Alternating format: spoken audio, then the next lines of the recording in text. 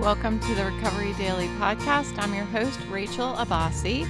I'm a grateful recovering alcoholic and stroke survivor. Today's writing prompt for our Serenity Prayer daily reflection is: how does the concept of wisdom in the Serenity Prayer apply to a decision you made today? And okay, so this is day 2 of me trying this new experiment of some self-imposed music therapy. And I'm really enjoying this. It's forcing me to listen to music. It's forcing me to feel emotions. So I think that this is good. And you guys are along for the ride for whatever I choose to do. So thanks for joining me. And today, the song that I wanted to talk about that elicits a lot of emotion now for me and has since I was back in college is called Far Behind by Candlebox. So this song is one that you could hear blaring from my dorm room in college. Call it cool or uncool. I was listening to it at the highest level. So this song always made me feel understood by the singer, yet lost in a world of students that were around me that didn't understand how much pain I was carrying around with me every day. I had friends and I was smiling and I was happy, but I was always drunk. And there was a reason for that. I didn't really know that back then. I thought I was just being like a college student. But the rest of the college students weren't drunk all the time like I was. I mean, some of them, I pick and chose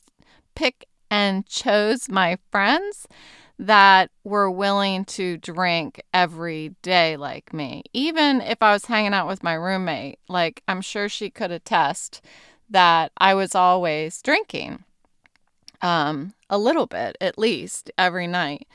So there have been quite a few times in my life where I have felt so intensely depressed, misunderstood, and left behind. While from where I was, it seemed like everybody else was just moving forward and growing. And I felt alone constantly. And I didn't share that pain with anybody. I wish I could play this song here on the podcast, but I'm not allowed to do that. So you'll have to Google it. You can find it on YouTube. You can listen to the music video for it. But again, it's called Far Behind by Candlebox. And you can experience your own little MTV, set up your own little MTV, watch the video. So here are my notes while listening to the song. And again, what I'm taking notes on is not what the song is about. It's what the song makes me feel in this time in my life, in recovery.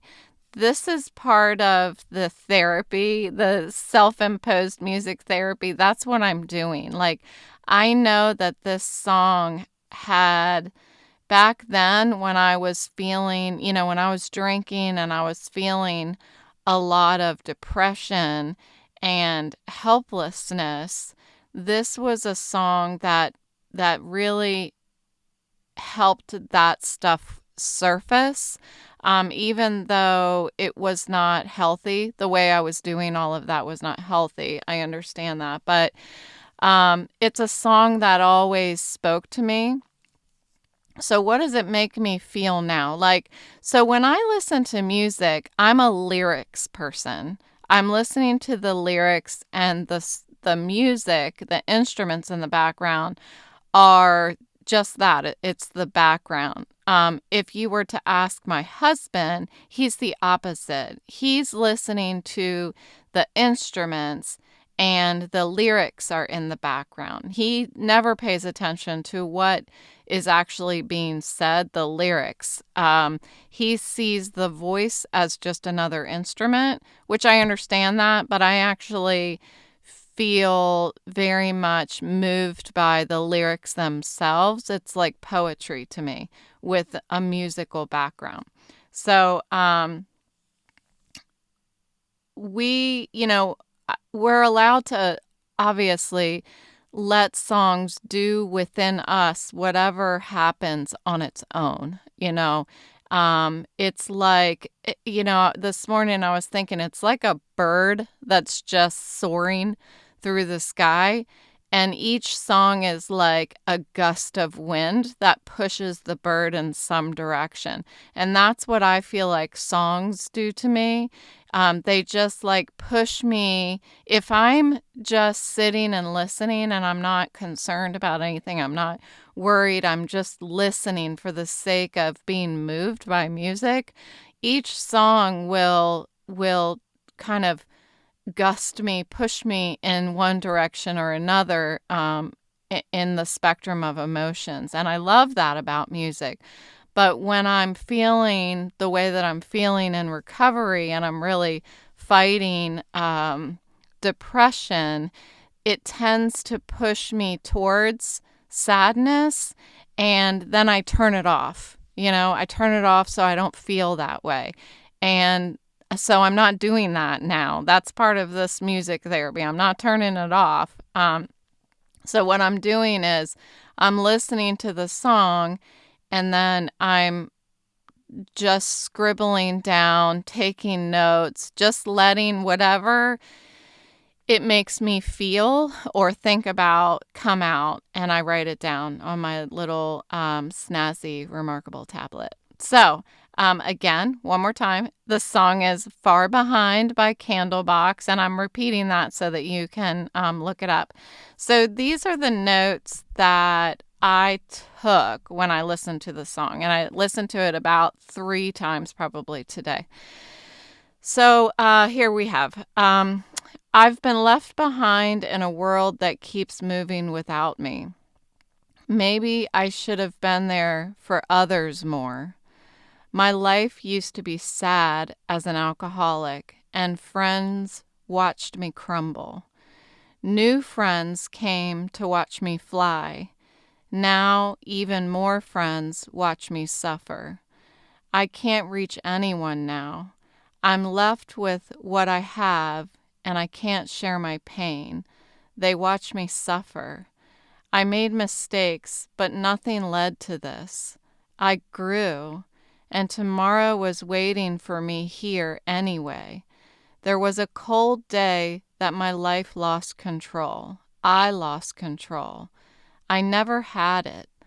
I can share the pain. I don't know how to share the pain. I'm screaming and no one can hear me. I'm biting my pillow. I do it even when we don't mean it. We do it anyway. I feel like I'm being held down and nobody will let go of their grip so that I can fly again. So as an active alcoholic, I was always running from pain. That's why I drank. I mean, I drank because I was an alcoholic, but it was my self-medication. And I was drowning my depression. I was drowning it so that it wouldn't consume me. Yet instead, but it was anyway, And it was one disease fighting another. It was depression and alcoholism fighting against each other. And I was going to lose no matter what,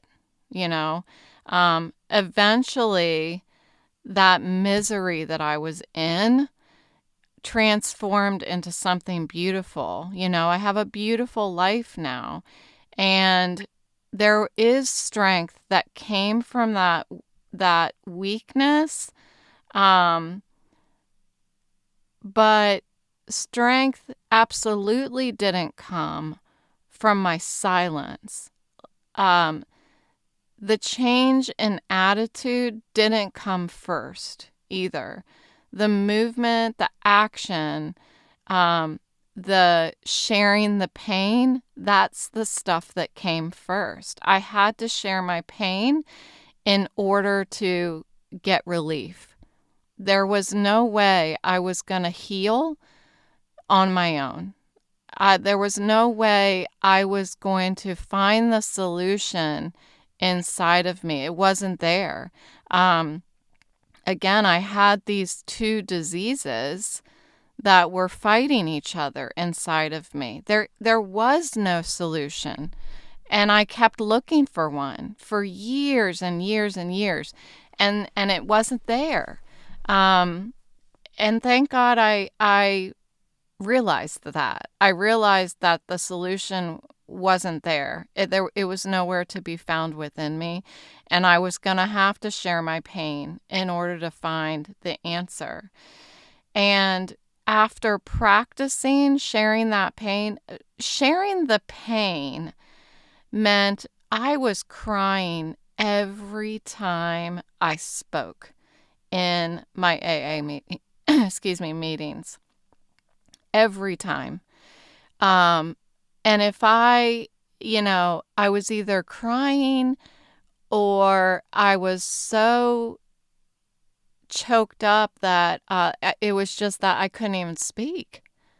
There was so much pain inside of me that there wasn't enough time to share it. It took years for me to keep sharing that pain, for me to keep crying in order to begin to have a change in my attitude. It wasn't possible until I just kept sharing it. I had to do before I wanted to do. I had to do the things to help myself before I wanted to do the things to help myself. And then I found peace until the next big thing. Yesterday, I was talking about the song Bent, and it came back to me today. I was thinking I found peace until the next big thing bent me. Like I talked about yesterday. And to continue on this path in my program, I get to continuously seek. But I have these character defects. That's what we call them in the program, these character defects. And those remain. As much as I work the steps and as part of the program, you ask for the character defects to be removed. That's a whole nother episode. But I didn't understand how, first of all, what my character defects were and how you have them removed. Some imaginary force just removes them from me. For me, what I had to do was be aware that, hey, Rach, you have some character defects. So live your life knowing that you have some character defects. Undoubtedly, you have character defects. So live your life with that in mind. And then when you possibly think, oh, that might have been a character defect, write it down and see how you can possibly work on that. That was me having my character defects removed. It was work. I didn't have some sort of, divine intervention that removed my character defects. This is something that I've had to work on. And I don't believe also, and I'm early in sobriety, I'm 7 years sober, but I don't believe that my character defects are ever I'm immune from them. I feel like I'm working to reverse them or improve them or avoid them, and try to do the next right thing instead of my character defects. But one of my character defects, going back to the topic, is that I want to run from pain. And so in active alcoholism, I was drinking. That was me running. Drinking was equating to me running from my pain and not sharing it. I was so closed-mouthed back then. I didn't talk about anything that was painful. Unless people who know me disagree, maybe I was talking about pain all the time. I don't think I was. I think that I was drinking and showing how happy I was all the time. But I wasn't happy. And so the way that I portray this same character defect in sobriety is that I isolate myself. And that's why I have it on my world famous schedule to call somebody every day, because I want to talk about the pain. I want to share the pain. I have to share the pain. And before I talked to my psychiatrist on Wednesday, me calling people meant I was just talking. I was using my voice. But after talking to her, I understand that I have to call people and talk about how I feel and not think about, okay, they are my next victim. That's who I'm going to talk about how I feel. You're the one who's going to have to suffer through it today. Sorry. But not think about that and just talk about how I feel to these people that I'm calling who love me, they want to hear how I feel. Many of the people that I'm calling listen to my podcast, they're listening because they care about how I feel, you know? So I may not be drinking in isolation, but I'm still throwing a blanket over my head and hiding from the pain. So this character defect results in just more pain if I let it. Pain seems to feed pain. Depression feeds depression. And eventually, I find myself left far, far behind from the rest of the world. And that's how this song also makes me feel. All of this is how are all the millions of words and emotions that are rolling around in my heart and in my head when I listen to this 3-minute song. So that's where I feel that I am right now. I feel in recovery, I feel like I am far behind, like I've been left behind. And the song says, I didn't mean to treat you bad, but I did it anyway. And this makes me feel like all of the versions of Rachel are talking to each other. Like, this is my self-talk. There's active alcoholic version 1.0. There's sobriety, brave, strong, go get 'em, Rachel version 2.0. And then there's Rachel 3.0, who feels like she has been left behind. And I feel like, Rachel 1.0 is like, I didn't mean to treat you so badly, but I did it anyway. Others around me were watching me crumble, but they didn't even know how much I was really falling apart on the inside. And Rachel 2.0,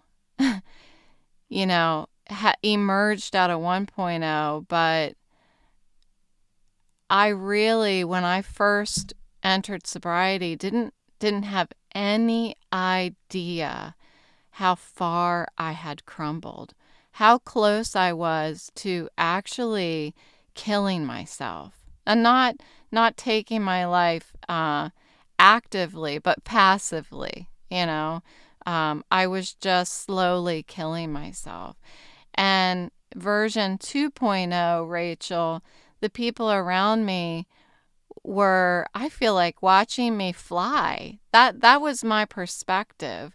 I felt like I was unstoppable. But it's me who has to treat myself with love to keep my wings, combed out or whatever, that keep me in flight.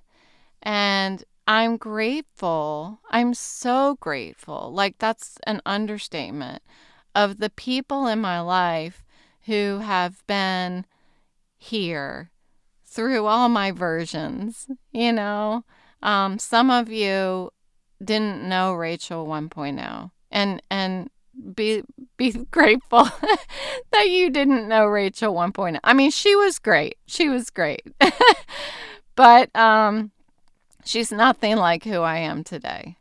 Um, just she was so wrapped up in self and sick, and I'm grateful that there are people around me that just wait for me to reach out to them. I have a new sponsor that I'm just loving. And I told her, so we have a date every Tuesday after work. I'm supposed to call her. I've had an issue with calling my sponsor ever since I got sober. So this is 7 years. And so I said to her, okay, if I don't call you, you can't call me because I'm not going to learn my lesson.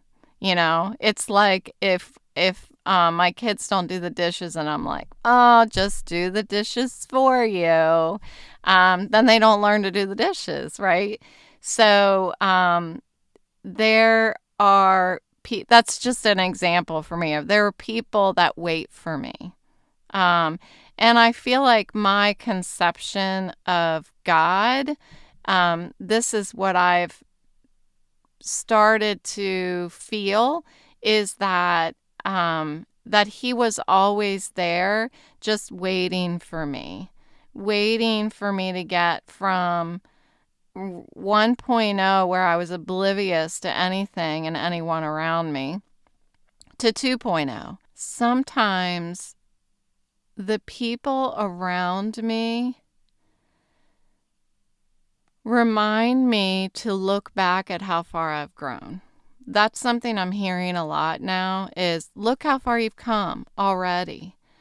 And I know that is an effort to keep me afloat, like the bird.